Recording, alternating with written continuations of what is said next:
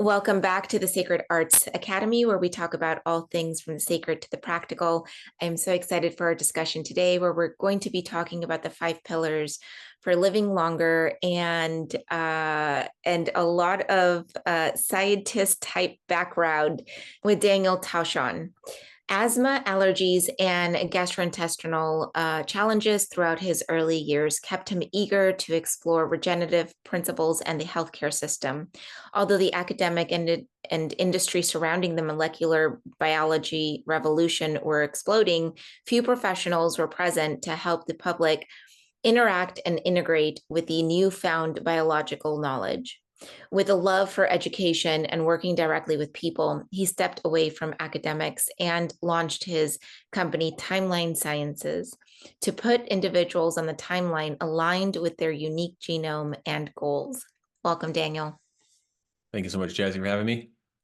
Thank you. I'm really interested in this topic because I always find that a lot of what I do in my own industry and spirituality does cross over with the sciences. So, how did your science background lead you to become interested in spiritual space related topics? That's a great question because I followed the trend of science more as like a dogma in my early years, simply listening to the guy who's the loudest, right? The big battalions in terms of what is science. But as a very sensitive and curious individual, the more I spent time learning about science, the more I realized you can't put science against spirituality. You can't put science against religion. It's like comparing a keyboard to a computer. You need to compare computer to computer. And in science, in order to make any rational measurements, you can't compare two things that aren't equivalent. And in science, it says you got to compare apples to apples, not apples to oranges. And so science is a means of examining the world we're in. And spirituality is this, well, I'll have to throw it back to you eventually, but spirituality is a lot of definitions in different circles. And I think people have used it maybe in the same way people have used religion to manipulate or get people to do things. And so when you look at what science offers, it actually offers spirituality as a very tangible definition, very particular definition. So in spirituality's root word spirit, and spirit's root word is spire, which is Latin for to breathe. And so funny enough, when you look at, okay, what is the science of breathing? Okay, we take in oxygen, and that oxygen gets converted to water in our system. We don't take the oxygen, it becomes carbon dioxide. Rather than that, carbon dioxide is the atoms that we're using for energy to be able to then shift and give that back to the outside world. And so this exchange with plants and the gases that they're producing is this idea of connection, and in which the same theory or the same idea from spirituality comes in all different places, is that it's the connection between living things. And this is not new by even a smallest margin. And so science really is a way to be able to showcase how everything's connected. We might have inklings, and even Leonardo da Vinci said, you must do everything with the awareness that everything is connected to everything else. And so this idea has been present, I think, within cultures since human beings were able to start making noises and sounds to give understanding to the next person about, hey, I think these things are connected. Now, what science does is it gives you some very definitive grounds so that whatever I experience, it's not going to be in this mysticism. Rather, it's going to be in a way in which you can now take forward and be like, okay, I can work off this. And that's why I do love science. I do love science because, whatever it is that you do within your life, you can pass that on for the next generation to have better foundations, and which will make their life hopefully, better. But I think, sometimes living in times of plenty or ease can make life a lot harder than we realize, which I think we're experiencing today. Yeah, I'm really curious because there are certain things in spirituality that you can't really measure. Like, is there a God? So how do you reconcile that? Well, we have to start with some definitions. If someone says, hey, I'm experiencing God, you would have to say some level of, what it is that you're feeling, what is it that you're seeing, What is it that you're hearing? What is it that you're experiencing? And from there, you can work with the science. Really like, okay, that's very tangible, which way we can communicate things. Can we compare that with someone else? Is someone else having a similar experience? And almost every culture in existence has had some type of God that they have put forward. Now, it goes into different realms where some make it a deity, where it's like a physical being. And like, okay, well, then, I can't argue it. Did you interact with that person? Yes, no, maybe. Those are stories. And the Eastern sort of philosophy of God comes into more of idea of the way that this existence is. It is the fabric of space-time itself that would say God is. Everything is self-contained, self-regulating. There's no need for an external force to be able to explain what's happening within this space-time. And so, which case, again, science isn't at a competition with God because at the end, science has to make a prediction. You do your work, whatever it is that you do, you have an observation, you take some measurements. At the end, you make a provisional model in which you're going to guess. So if you're looking at blood, okay, I think these blood markers say that you're going to be very healthy. Oh, I think these blood markers say you're going to have kidney problems, lung problems, so on and so forth. And even if they're wrong, that's okay. It gives a provisional explanation based off what you're observing. The idea whether God exists or not doesn't give you a predictive value for anything. If it exists, great. If it doesn't, you keep moving on forward. So this is, again, why you can't really use science as sort of this polarity to God. If God exists, then you can use science to describe it, whatever it is that person wants to define as God. And the word God, I think, in the Western world has become a little bit contentious. People get uneasy when they hear it. But, you have all the different words from across the different cultures, Brahmin, Shinyo, you name it.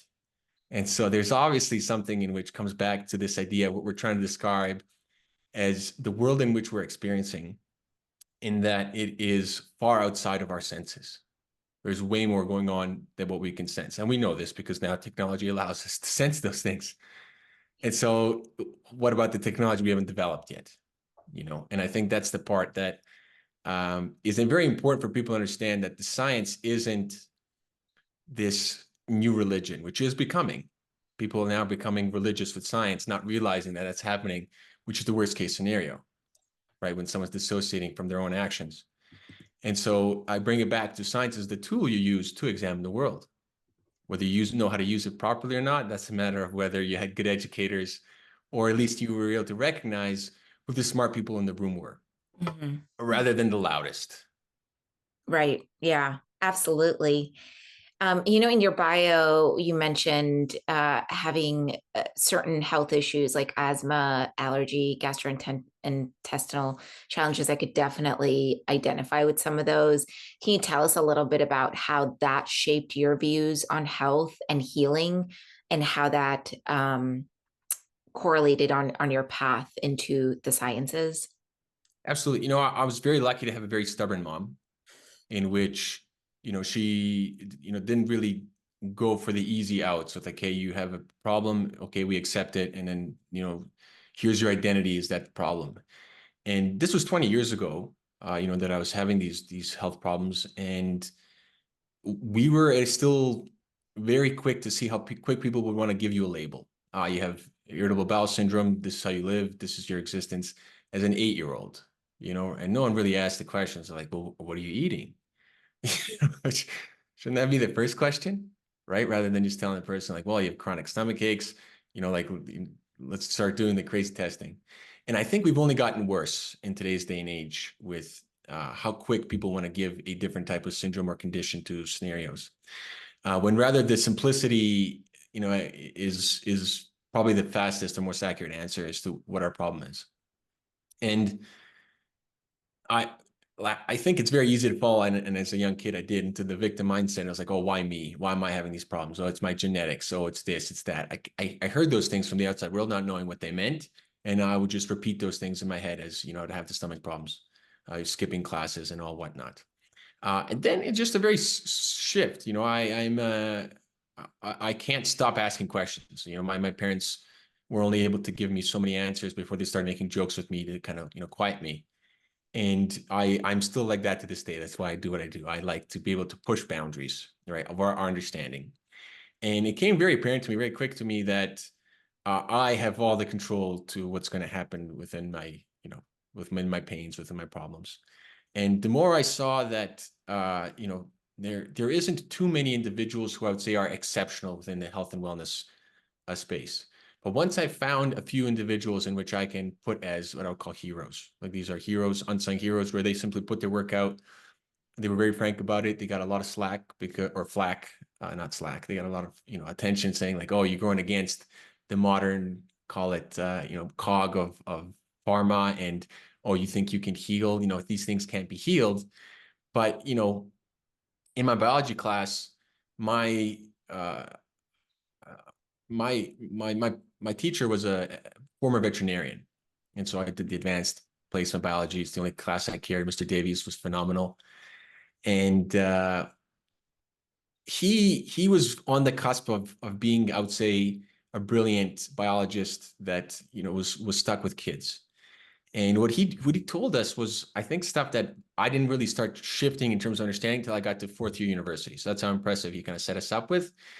And in the textbooks, it said that the brain doesn't regenerate. I think, if anyone's in their 30s, they would hear like, oh, once you hit your head, you lost some brain cells. That's it. You're losing brain cells.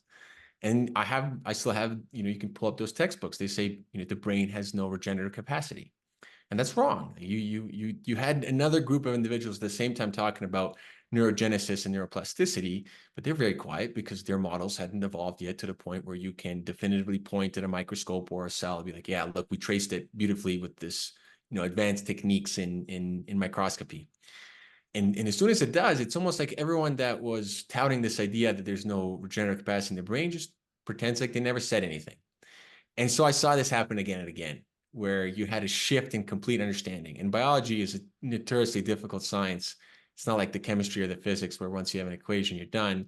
There's sort of this fashion that comes into play in biology where people love to talk about things with such definitive conclusions, yet being unbelievably wrong, and then never getting called out for it. There's no audit, there's no holding the person accountable. It just gets swept under the rug. And this has happened time and time and again, from Darwin to Lamarck in terms of evolution and genetics.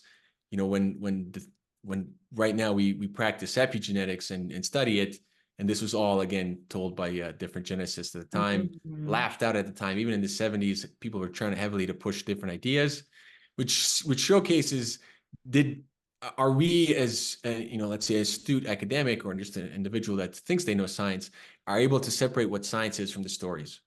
And most of us don't. It's very difficult, actually, to be able to separate what someone's putting forward as the facts in what you can work off of, which is separate from their opinion, in which they've packaged their facts. And it got to a point where I started fixing a lot of my health problems through my actions, and I started seeing a lot more individuals heal their own problems, which got me very motivated. I love the underdog story, where someone's told one thing, but they're able to completely reshape their world.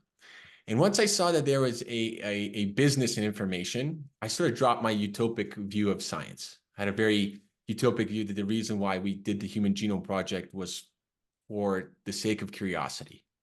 I thought humanity wanted to know more about, the existence that we're all in, and this is why it was done. And everyone's on this same page if we want to know more what's going on in our world. But that's not the case. I had to reshift, understand that business takes precedent in what's going to move actions in human beings.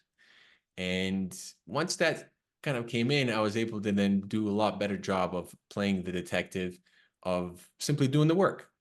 Something's placed in front of you, you do the work, you do the best you can with what's in front of you to be able to showcase, the science at hand. And when it's quality science, it works for the moment and it'll build off of. But when it's not quality science, I now struggle. Do we even call it science? Like, if you tried to do it, but you got it completely wrong, does that still qualify as science?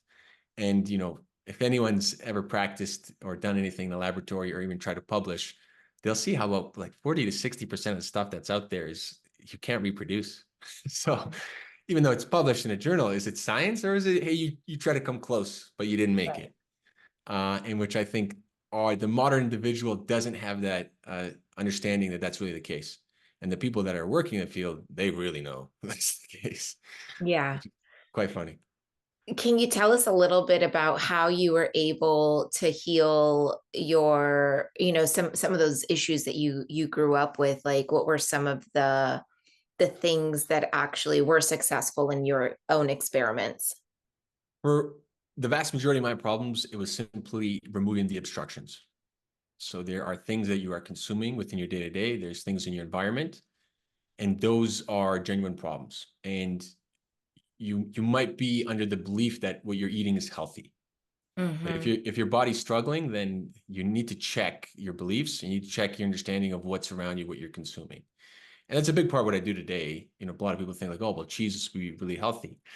Yeah, some can be, but it's also very mucus forming and something Mm-hmm. in which causes a lot of allergies in the vast amount of individuals. Now, is cheese the problem or is the quality the problem? Mm-hmm. You're going to have to spend time to be able to figure that out, or you can simply avoid it. And I ate milk and cereal as a kid. I ate the Vector. That's what athletes are supposed to eat. And I would eat that. And it's tasty, so it's delicious. You love it. And the commercials and the people you're around, they say, hey, yeah, you gotta eat this stuff full of calcium and energy, this kind of, like really terrible advice. And you just keep falling into the same repetitive cycle of, problems. And then I did something very simple. I read from a nutritionist, a very smart nutritionist, who just said do an elimination diet. Take away everything, introduce few things at a time, see what will make you feel better. And I do quite well on beans, kidney beans. So I can eat a lot of kidney beans without any issues. And some people, you need to build up your ability to digest that type of food. So that's what I started with. I had, kidney beans, and then I'd have like a coconut, drink of some sort, like coconut milk with some Mm-hmm. type of fruits I thought would be okay. And very rapidly, I fixed the vast majority of my problems. Yeah. Uh, I have a very similar story. So I didn't know I had IBS and just a lot of major stomach problems, but I've always had it since I was a kid, for as long as I could remember. And I would eat a lot of really what I thought were healthy stuff. So like organic Brussels sprouts, organic broccoli, onions, like all of my food was slathered in onions because I thought onions were really healthy. All of my food was slathered in garlic because I thought garlic was really healthy. And my husband would always cook with those ingredients as well. And I even went vegetarian at some point and I got even sicker. And it wasn't until I did an elimination diet and my chiropractor actually was the one that taught me about FODMAP. And as soon as I eliminated everything that had FODMAP, so like broccoli, Brussels sprouts, onions, garlic, tomato, apples, all the things that the industry tells you is healthy, I actually got better. And I actually got rid of, I also had fibromyalgia. And through my diet changes, I was able to live a better life because, um, going with what society tells you is not necessarily the best thing for individuals. I think the elimination process really allows you to come into like figuring out what's happening in your body and what you're able to digest. and what was your time frames for seeing IBS clear up and fibromyalgia clear up? Oh my God. I noticed it within a week. I noticed improvement. Like I felt better. I had more energy. My fibromyalgia probably cleared up completely within 3 months. So I started the diet in November. By January, end of January, early February, my pain was completely gone. And this was pain that was consistent with me since I was 15 until I was 37. Wow, that's Um, awesome. That's yeah. awesome. So I lived with fibromyalgia every single day for more than a decade. And then to change my diet and do this elimination process. So now we started with the cheese first before I went into because like you said, that's usually the culprit. But cheese was I'm fine with cheese.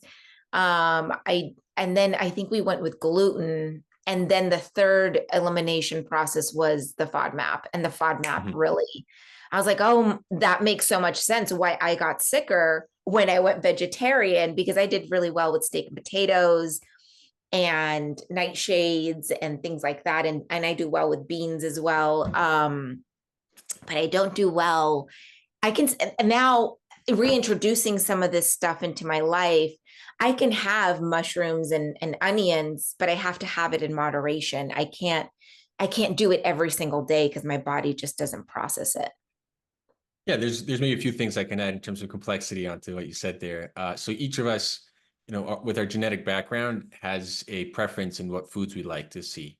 And so there's some ideas in terms of, hey, your blood type can give you enough of a ballpark of what you would do well or not do well with. And though people would want to throw some, shade on that, it's a very simple idea, is Yeah. that uh, your blood type will tell a certain type of enzymatic profile that your body uses. So an enzyme is a catalyst that helps a reaction move. So you eat something, you need an enzyme in order to break that down or to take the vitamins out and so on and so forth. And so we don't know the exact expression of all your enzymes. You could do some enzyme panels and go through the laborious testing, but you're not going to give liver biopsies and intestinal biopsies, and that's not an option. And so a good indirect view of it is your blood type. And so people have done some work where they've taken the blood types and they've grouped them into these enzyme categories. Now, whether that's perfect, clearly not, because what you do, you will adapt to some extent, right? You'll have some room to be able to say, hey, I don't express that much beta galactosidase, but if I constantly keep eating foods that require beta galactosidase, my body will upregulate beta galactosidase. And so there's two parts where we do well to be able to know what our blood type is and what foods we prefer. And then the foods that are outside of that scope is that, do we know how to prepare them so that it's easier for us to digest and assimilate? And so onions are a good example, where if you eat like a raw red onion, it interacts with the gut very, very potently. So Mm-hmm. it can help heal the gut, but you'd have to prepare the onion in a particular way where there's not too many other things. So you take onion, almost an apple, make a tea, and you would drink this, and it will cause a lot of gastrointestinal movement. Mm-hmm. And this is a big part. Actually, it was about 80 years ago, which was the fashion. Did you have a bowel movement today? Did you have a bowel? That was the craze, and that was the fanaticism around health. And it's still a very important aspect. I think that's one of the clear things in which is a little bit missing in just the simplest aspects to be able to share with one another, is that, did we consume something to make sure that we're having and expelling the toxins that we want to get rid of through defecation. And so the FODMAP is a great way to be able to start eliminating foods, but I do think a lot of the foods that are present within that FODMAP, there's not an issue with the food, but there's an issue with the way our agriculture brings it to our grocery Mm-hmm. store shelves. And there's simply limitations, technology or processing, which makes it very difficult for it to come there and looking good, and still be accessible for you, Monday through Sunday. And Yeah. so those sort of conveniences, I think, have actually caused a lot of problems. And if you compare in a bomb calorimeter, where you take a tomato and you burn it and you just see the ash that's left, and you do that from a tomato 50 years ago, you do a tomato today, we have a tomato that's 3 times the size and has about half the amount of minerals in it. Oh yeah. So in terms of one of the pillars of longevity, is that you actually want to eat food that doesn't strain the digestive system so much. Because if you have to process so much of this food, you have to keep expelling enzymes. That's a taxing process.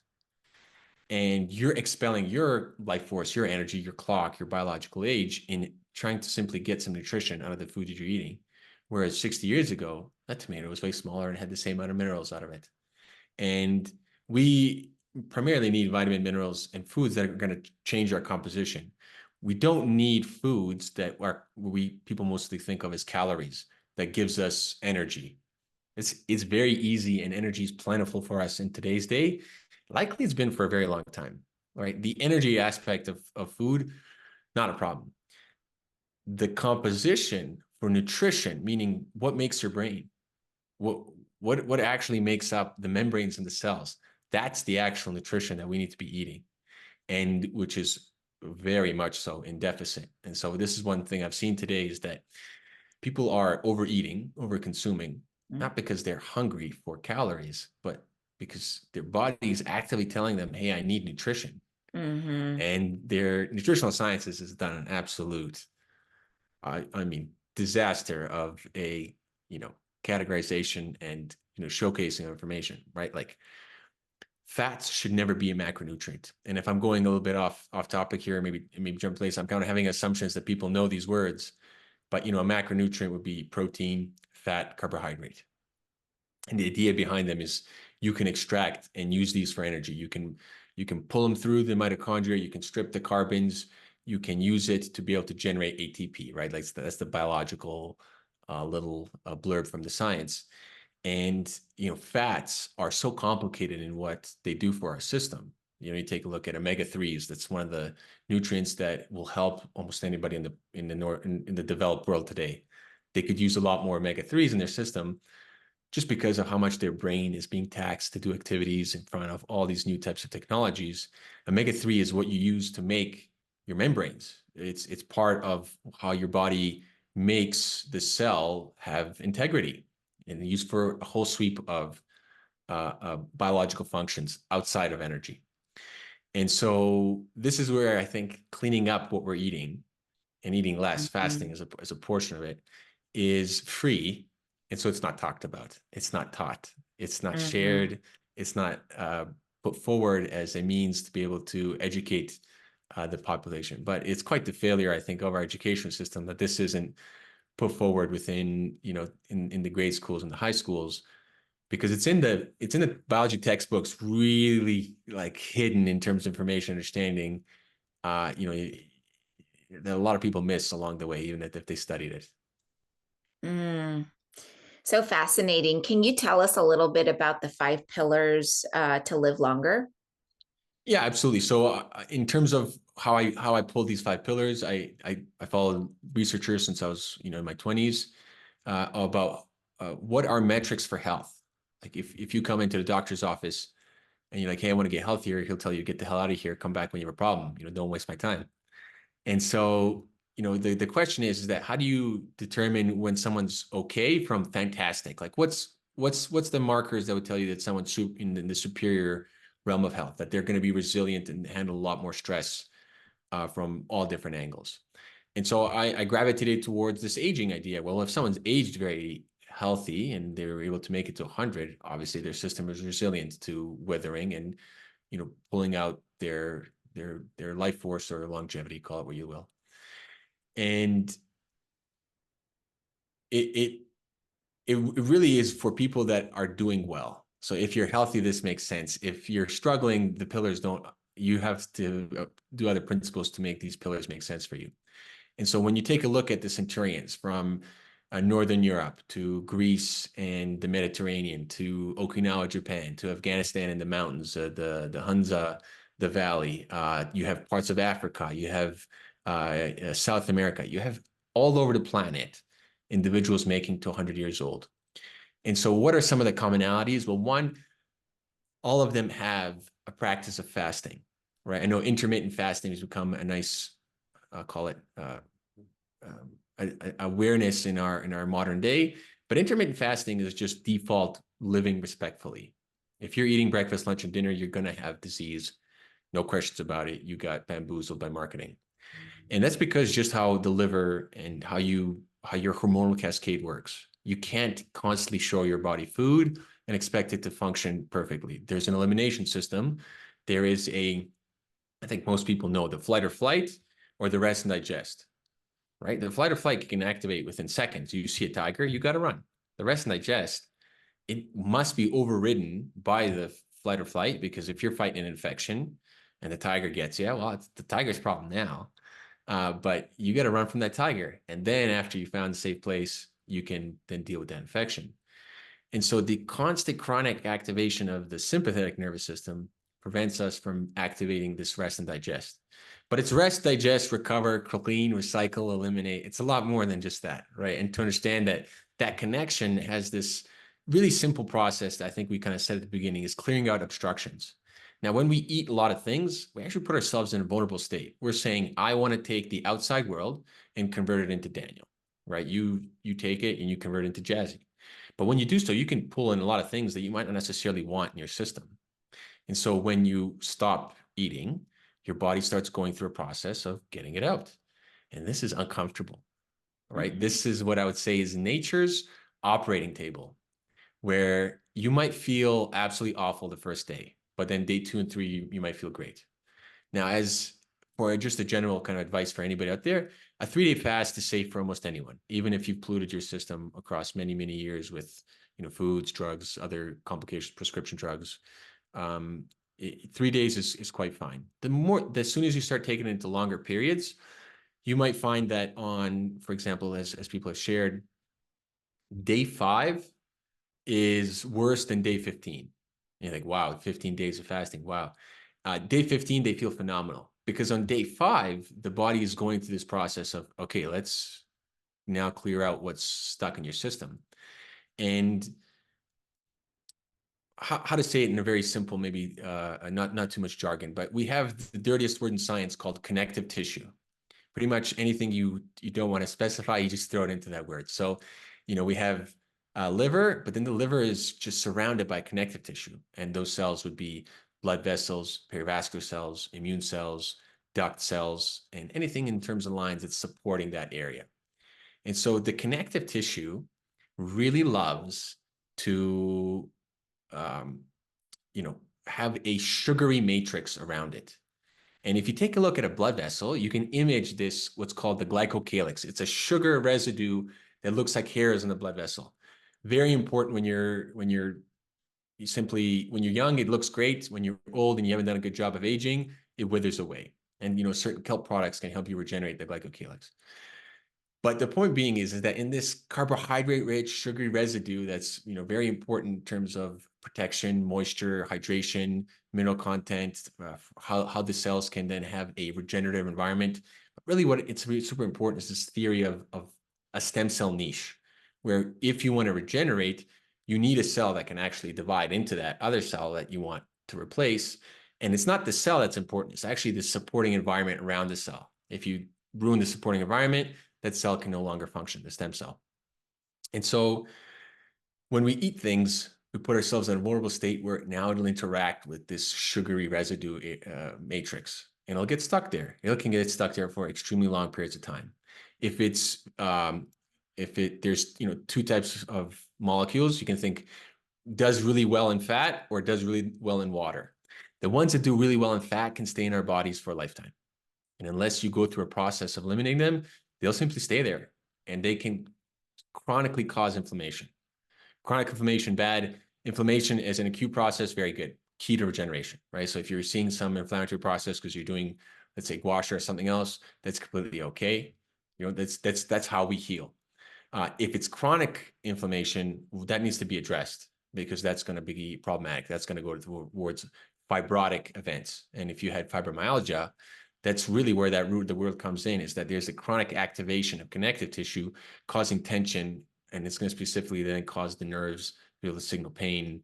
Why it happens specifically in some and others, I put my hands up, but that kind of goes to the idea that we all have a unique matrix of biomolecules that can interact slightly differently with the world around us. And so, to make a short story very long, the fasting, what allows our body to now start turning on scissors, enzymes that will start cutting out and moving these things out. It'll start allowing cells to say, hey, you need to apoptose or die by controlled program, and start cleaning those things out. And that is an uncomfortable process. People will go through then, let's say the mental, emotional aspects will be doubt, despair, their loss in faith. They'll have very little joy. And if they've lived a very, let's say, respectful life of, let's say eating 1 meal to 2 meals a day, in which they've allowed the detoxification process to work day in and day out, it's not really a bad problem. They feel quite great. They'll feel rejuvenized, and the amount of energy accessible to their system will go through the roof. So the first pillar, and the one that's quite obvious, is that in all the cultures, they don't abuse food. They have a very respectful association with their food. And the macronutrient kind of composition is well, there's no like excessive protein or excessive fat or excessive carbohydrate. They eat everything. And they have within their culture, within their religion or whatever their surroundings is, an additional way in which they're actually practicing fasting, meaning that they might do an 11-day fast in some of these cultures. They might do 3 to 5 times a month fasting. That might seem, wow, so much, but it's actually quite freeing. And so fasting is absolutely key. And as we do more research on it from the scientific perspective, you see why and how important it is for the human as the way we're designed. We're not designed to eat constantly. That's actually quite a weakness. And the suppression of our elimination systems is, a route to, shorter mortality. Also, the way in which we have this association with food goes into, which I'll say is not a pillar, but I would say an overarching key molecular detail I've found with longevity is that the way the body uses oxygen is sort of the smoking gun, the golden ticket in terms of what determines the molecular details of your longevity. So everything in these 5 pillars affects the way that we breathe on the cellular level, right? Oxidative phosphorylation is the fancy biology term, but the way that you free yourself of food allows for your cells to have an easier time to move oxygen in and out. When we eat a lot, we can cause the cell to be suffocated. So in the breathing apparatus of the cell will bind to the machinery, and now it can't actually exchange gases efficiently. And we'll need to do something in order to bump out and move those inhibitors away from the breathing apparatus. Hopefully that made sense without too much of the jargon. And so again, why fasting is key is it does this process of cleaning out the engine. And one thing I've seen is time and time again is people say this idea, oh, you got to eat to have energy. But you eat to store energy. You have plenty of energy on you. The vast majority of us can go 30 days, no problem, and still have energy. It's access to energy that we want. It's interesting. So I've done a 7-day fast twice, and I just recently did it a couple weeks ago. The less I eat, the more energy I seem to be able to access. Yes. It's fascinating. Yeah, absolutely. And there's some really, I think, cool stuff that's not really talked about or known. But we think of the heart like a pump, and it kind of pushes the blood through the arteries, kind of like a river flowing. But it's actually a vortexer. So when the heart pumps, the blood doesn't go out in a flow like that. It actually spins. Yeah, I've seen it. When I Oh, had an EKG, they showed it to me and they showed me the vortex. I was like, it's fascinating. so now consider the idea here. You said, "Hey, I eat less, but I have more energy." Now my question sort of comes as a curious science approach is that how much of the experience of, hey, I'm energy is in this idea of how blood moves through our system. And if you eat a Mm, lot, your blood's more viscous. There's more things in the blood. It doesn't move as fast. There's things that are on the artery lining that slow it down. And so all of a sudden it's like, well, I ate and I feel sluggish, where I didn't eat for 5 days and I'm feeling like I could run a marathon. And I do see this from time and again, both with clients that I work with and from all the research and stories I pick up from both doctors and from individuals that share their stories, is that they'll say they walked 56 miles on day 15 of their fast. I'm like, whew. 56 miles. I can't even run 20. So, which is also very empowering to know that, okay, well, the human is extremely resilient. And that's one thing I've come to really admire is that you really have to fall down a bad set of ideas in order to put yourself in a really terrible state. And even when you still have the ability to regenerate, get back on Mhm. your feet. And I am shocked at how much of these bad ideas are are in our cultures. And I don't think they're by accident. I do think they are sort of this Mhm. mishaps of business that has infiltrated and made itself look like science, on the idea of consume, consume, consume, you know? Capitalism. Yeah. Yeah. Yeah. I mean, I think there's a level of which there's ways to be able to generate capital without having to be able to bamboozle people into doing Right. things, And so that's what I'm doing. I share information, and though I might not have, let's say this recurrent subscription client base that's going to pay for a drug, at least once I share my information, that's it. But it also feels a lot better. I have a clean conscience that I'm not doing, I would say, dirty work. I'm doing what I feel like is will be judged if there is a higher power with some level of, hey, you did the best you could. And so, okay, well, let's keep going here. So fasting is a key part that you have within the centurions. Another part that is present is they wake with the sun, so their circadian rhythm is on point. Again, circadian rhythm would be, if you're not following it, you're going to be problems. But they wake with the sun and they take naps during the day. So they have a certain culture in which it quite almost expects or wants the individual to take a good quality rest. And so that's something that's quite interesting in terms of, okay, well, sleep is your key recovery system. If you mess up your sleep, you're not recovering, and that's a landslide, to disaster. And so their sleep hygiene is, very good.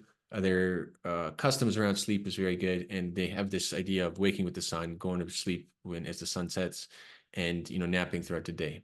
And that, if these the pillars feed into one another. So if you overconsume foods, you're going to have bad sleeps. You're going to need to sleep more too.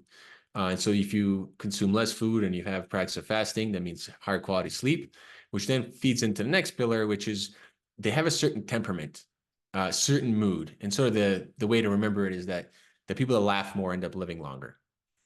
And the idea is that, and it's very well understood. There's experiments from like the 70s of when researchers interacted with their animals, they actually offset the diet experiment that they were trying to do on the animals. So they tried to give them different concentrations of cholesterol and fats within the diets to say, hey, are we going to give them heart disease?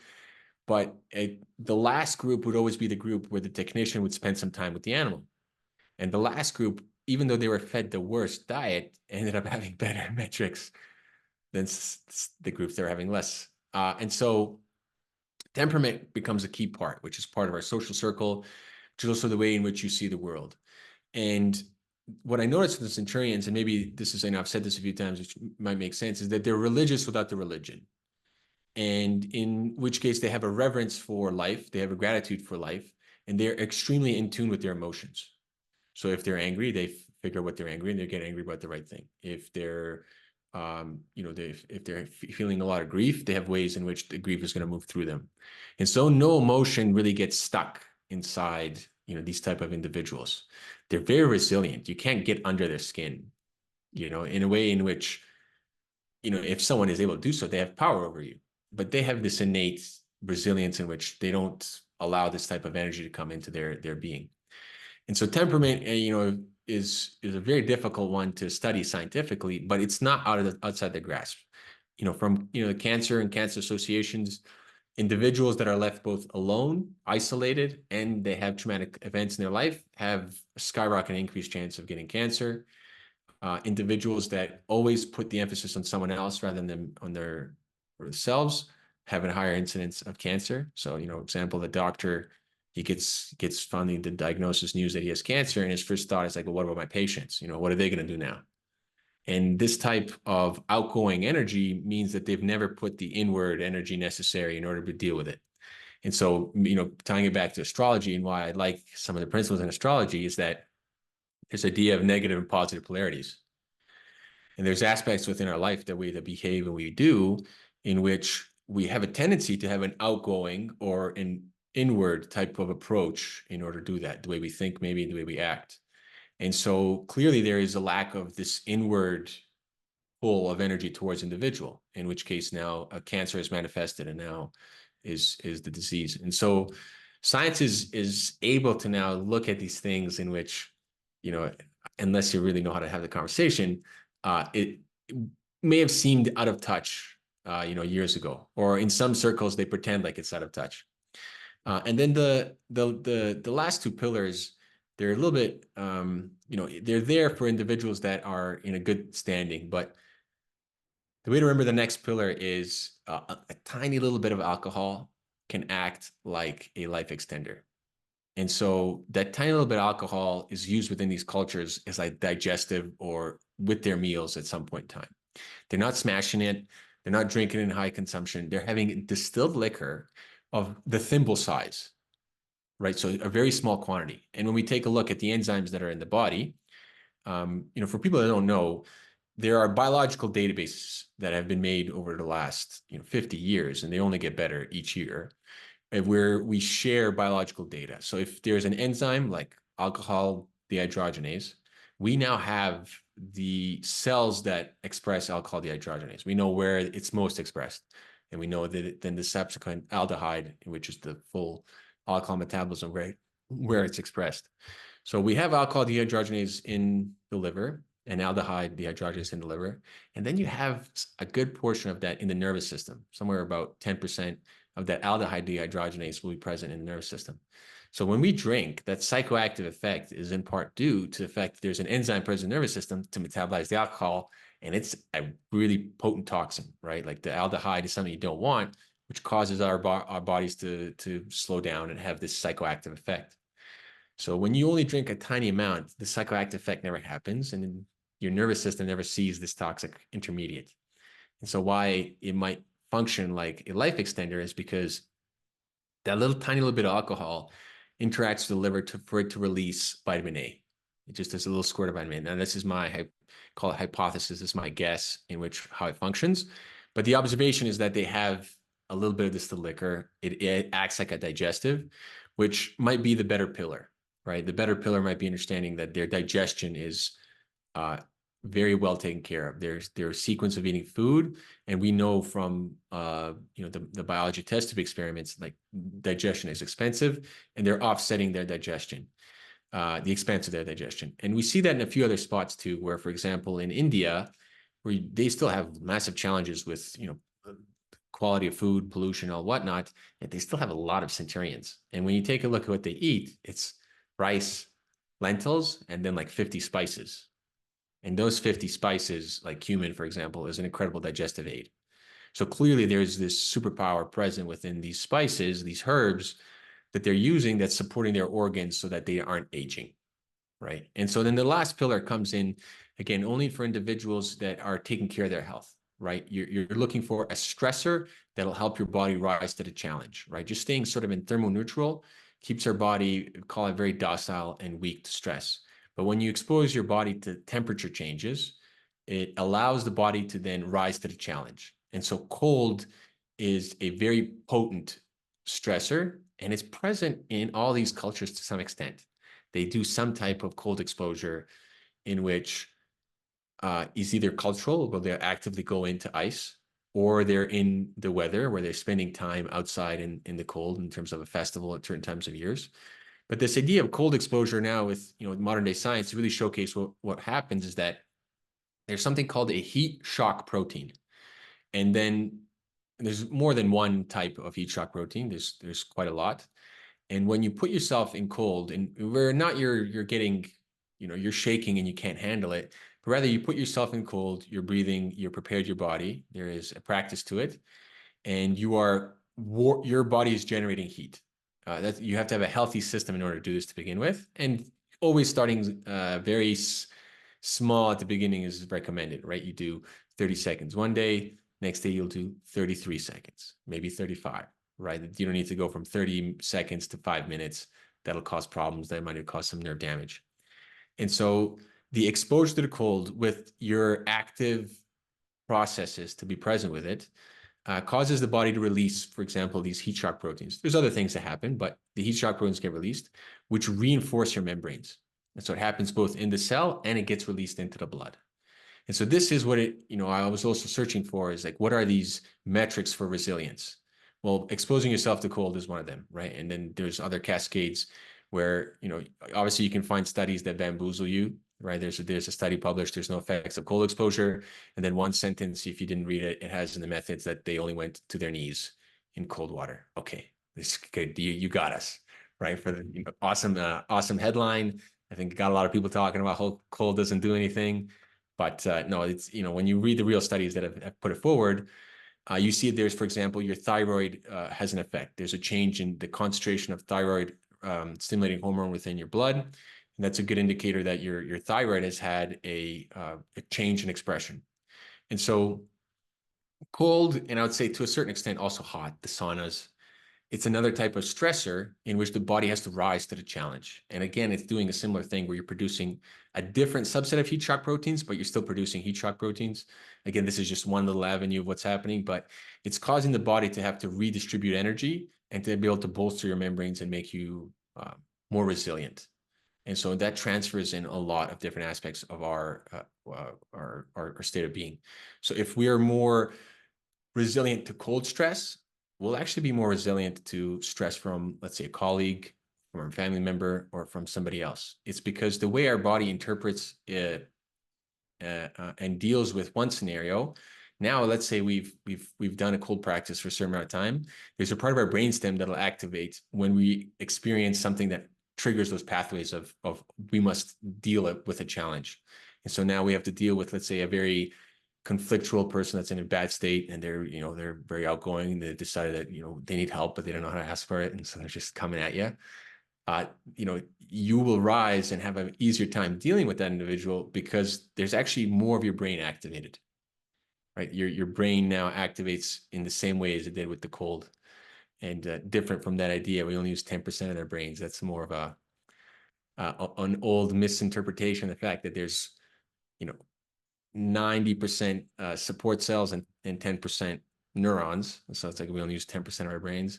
Now, you can learn to use more percentage of your brain, but there's different ways, right? For example, putting yourself in scenarios where you have to deal with the stress is quite empowering for individuals, right? That's what helps us grow.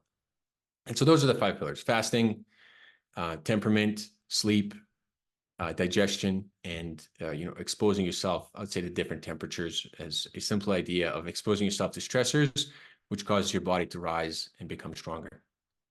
And also, I think a lot of people will find it validating because these are all modalities that are out there right now, and that a lot of people are kind of trying and dipping their toe in. And so having a little bit of context behind it, I think, is really helpful.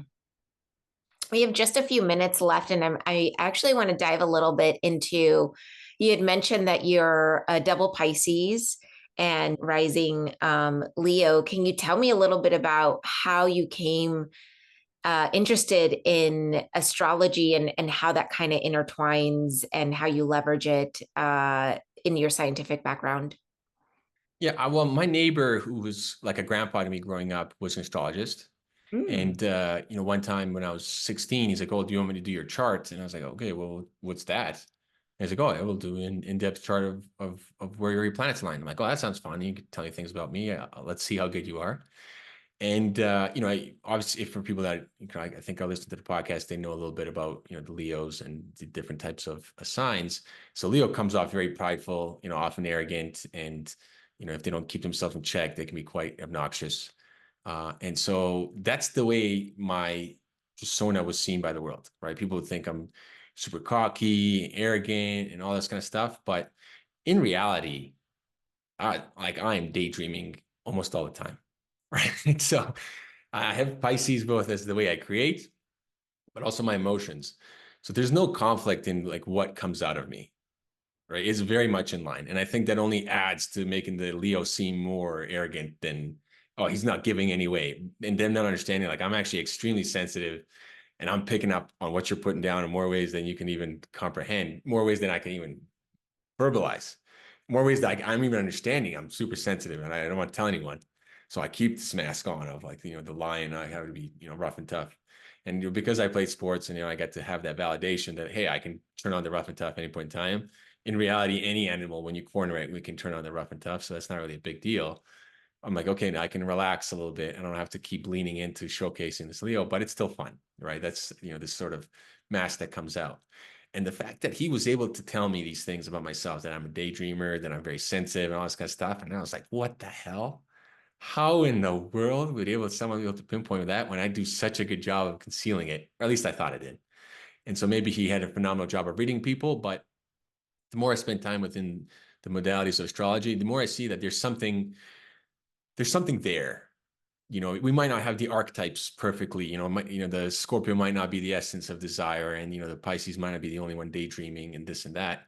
But there seems to be something very key in maybe the structure of astrology, maybe in the cyclical nature of the repetition of fire, or fire, earth, water, air.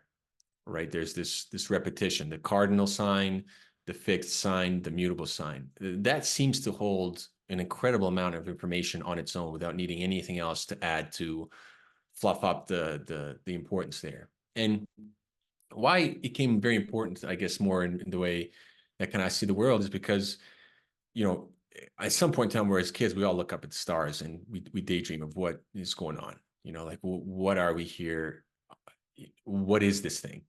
And I guess as we get older, we lose a little bit of that mystery. But as a biologist and sort of a mind that I have an easy skill in abstract thinking of seeing things that aren't there and then, pasting together and be like, yeah, look, this is why it happens.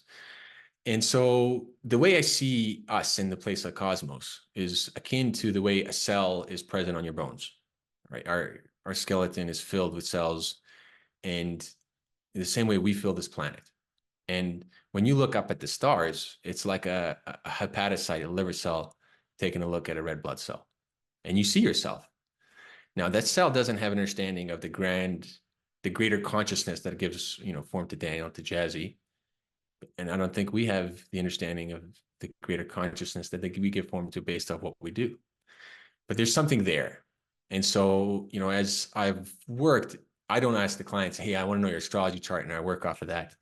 But as people spend a lot more time, and I've had some recurring clients for a number of years, I do bring this topic up to them, not as like, hey, we're going to work off of this, but more as a structure, actually. It's a very awesome structure. This is a phenomenal structure that it breaks down in terms of how do you think? How do you act? How do you love? And aspects of health are key in terms of, this is what we do on this planet. We are creators. You need to create something. If that ability is taken away from you, you're going to see problems. And so once you energize a person to take charge of creating something, be in charge of creating something, they get a lot more joy back in their life, where they have ownership of something. And how you go about creating it, it doesn't matter if you're a Scorpio or a Virgo or a Capricorn or a Leo. That structure is still a good way to have a conversation in which allows some level of framework, so we're not different day to day, right? People think there's like, there's this sort of airy attitude, but no, hey, we have fire. It's a positive. It's an outgoing exergonic, if you think of chemistry, a reaction. We have an endergonic reaction, and one that wants to take in energy and make a form of it. Okay, well, that would be the water, and that would be the earth. And so the framework of astrology is great because it asks the questions of, I think, the basics of how are you going to act? How do you act? Now, I act like a Taurus, and this is absolutely how I work. I don't do anything for a long time. And then when it's like, hey, Daniel, can you give this to me by the end of the week? I move a mountain. It gets done like a Taurus. So very fixed. I'm not doing anything until you give me enough motivation, enough reason. And once I do, there's no stop. Like people are like, oh, that seems like it's obsessive. I realized that's the way I function, and it does well for me. And I've leaned into it rather than trying to pretend like I'm going to balance it out with other people's idea of what's like a healthy work style or what isn't. Because there's no consequence to my health the way I do these things. I feel great. And that is very important because we talk about this idea of in the sphere, oh, this is good for you, this is good for you, this is good for you. You need to know yourself. And that is a challenge, right? There's an aspect of, there's a level of, you will never know the full you, but you're going to spend a lifetime learning it. And once you do, this idea of astrology allows you to reconcile your opposites and then lean into your strengths, I would say. And so that's been something fun because it's also not something that you can have a hard fixed fact, right? And this is something that doesn't really happen in biology. We're constantly in a state of growth. We're constantly moving through the experience of life. And this is an important thing where being in the headspace to be able to know that not only are we constantly changing, but our language is changing. And if we don't keep up with the language, we're also going to be in, I think, like a mental prison in life. And yeah, I mean, I think the astrology has a lot of gems in it, and it's fun to explore. And the more people I meet, it only helps to bring out more life out of the conversations. Absolutely. Thank you for that little bit of insight and perspective. I really appreciate that. Can you tell us a little bit about what made you start your company, Timeline Sciences, and how does it help people? Absolutely, yeah. Thank you for that question. So I started Timeline Sciences just about the start of COVID, where I had a massive influx of individuals come to me and ask me, hey, what's going on? What is this thing? And they wanted a consult, but they wanted some teaching. They wanted to help up the level of understanding how to deal with what's going on around them. What scenarios, what's happening with this information. They're seeing things change from week to week. And so that's when I started the company. But I was already doing the work in a way which just didn't have a label to it, where I work with people for their health mostly. Mostly people are doing quite okay. So men and women in their 30s and 40s on how to get the most in terms of their performance or their health metrics. And I was analyzing their blood. I was giving suggestions in terms of where other tests they can get. And so it really made sense to be sort of a bridge between all this interesting biotechnology that's coming on the market. And then I understood that they have a liability that they can't say a lot of things within their tests, and they have to be very safe in terms of what they communicate. But it's also not very fun. You get a test that seems like a generic answer. Can someone tell me more about what's going on? And can it connect to the rest of my life? There's a lot of things that I have to share. How does it relate with everything else? And so that's when I was like, I got very excited and said, cool, I'm that guy. I love the nitty gritties. I'm not the biggest fan of academia. There's a lot of time wasting, and you're looking for funding, and you're doing the same experiments on and on. And it just, that's great that people are doing it. But I was very excited to work with people. And so timeline science is the idea that we all share one timeline. We're all in this time, call it space time together, this matrix. And science is what you use to describe that timeline. And so I help people chart out where their health is going to go. I do that through my athletic background, coaching experiences, and then through this scientific molecular training that I've had to be able to bring out as much as we can in detail. But then there's this aspect of understanding that good science, or at least if you are a real scientist, you're going to try your best to be able to stick to what your observable information is. But it's almost a duty to be able to speak to the limitations or caveats to what's being present there. And there's some people who just like, hey, tell me what to do. And there's some people to like to understand that, okay, here's the realm within what you're working with, but understand the greater scope of what is the possible interactions. And though those you don't have the exact answer what the interactions are going to be, being prepared of what is out there is how to stay ahead of the game. And so, this is what my company does. It helps people either get their health back on track if they've gone off of it by reminding them the very simple information, a lot of what we talked about today, helping them find their own unique ways. There's ways to break a fast. There's no one protocol to everyone follow. If you're a heavy meat eater, you need to be careful how to break your fast. If you're a vegetarian, you need to be careful how to break your fast. There's particular ways to break your fast, and you need to have, I think, some understanding to go talk to someone to be able to incorporate your life and then know how to approach it safely.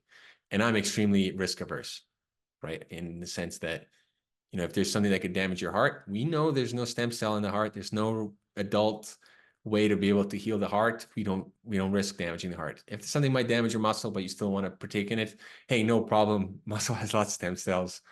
Muscle heals phenomenally well. Bone heals phenomenally well. If you damage that, no problem. But your brain, not very good. Wear a helmet. Don't risk it. I would prefer you didn't do this.